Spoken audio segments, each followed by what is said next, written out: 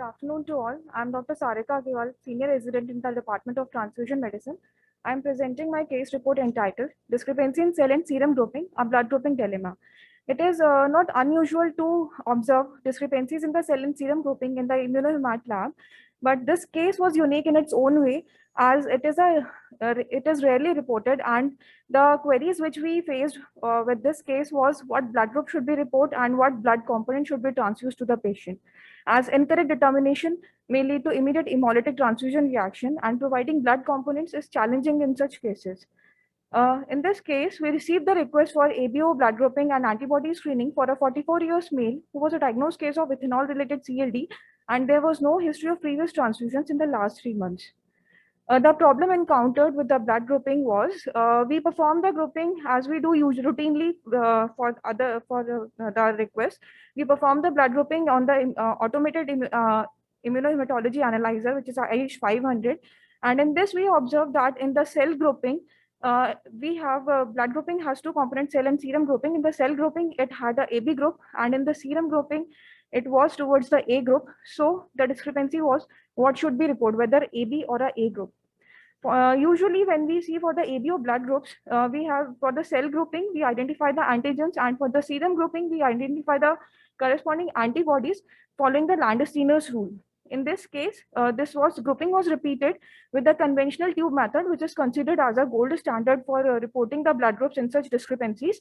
And the results were replicated. And with the cell grouping, again, we observed it was AB group, and in the serum grouping, it was A group. So again, the questions remains the same: what blood group should be reported and what blood group should be transfused.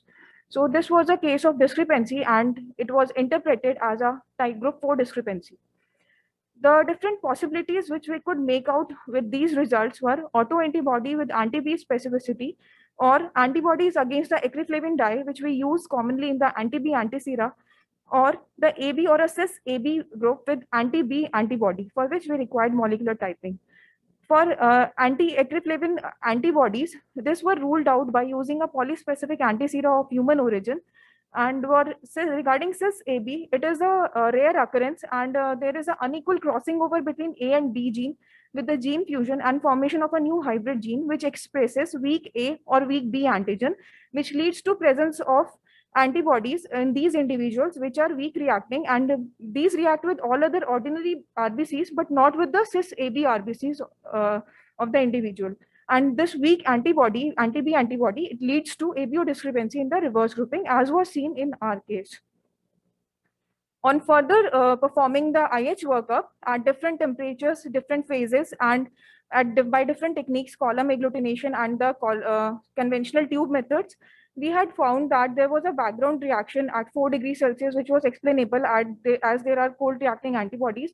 And at 35 degrees temperature was important in our case, which I have highlighted with the blue color, because in this, with the B cell, as you can see, there was a reaction persisting in the with the B cells.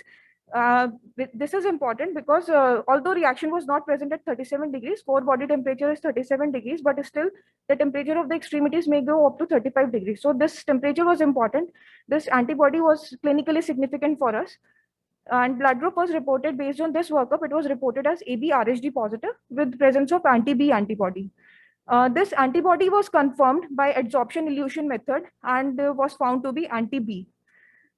This antibody, this thermal amplitude was important. It was 4 to 35 degrees. 35 degrees is clinically significant in this case. And also for prolonged, usually the saline reacting antibodies at room temperature up to 22 degrees Celsius are not significant. But in cases of cardiac surgeries or transplant surgeries, which are prolonged surgeries, we consider up to 30 degrees also as a significant antibody. So the queries which we had initially, which were what blood group should be reported, what should be our approach for transfusion, these were this we could answer now. And the blood group reported was AB RHD positive with presence of anti-B antibody of broad thermal amplitude, which was considered to be clinically significant, 4 to 35 degrees thermal amplitude. And for regarding transfusion, what blood should be transfused to the patient? For regarding PRBCs or red cells, group O or A positive RBCs were considered, which were compatible at AHG phase. And for plasma for transfusion, if required, AB group plasma or platelets are to be considered, as It doesn't contain any antibodies. And warm temperature has to be maintained throughout during the transfusion. In literature also previously many cases have, very few cases have been reported regarding similar findings with anti-B antibody. And to conclude our case, this case highlights the importance of mandatory cell and serum grouping in the immunohemat lab and the role of pre-transfusion testing before reporting any blood group and before issuing any blood components for transfusion. And molecular genotyping may be considered for final blood grouping and genotypic variation, but it does not limit the issuance of the blood components for the patient. The limitations of this we could find in this case was we could not perform the molecular genotyping as it was not available here to report the final definite blood group of the patient. But however, we could still could not limit the issuance of blood component, and we had developed the approach how to approach to transfuse the blood components to this patient. These were the references included. Thank you.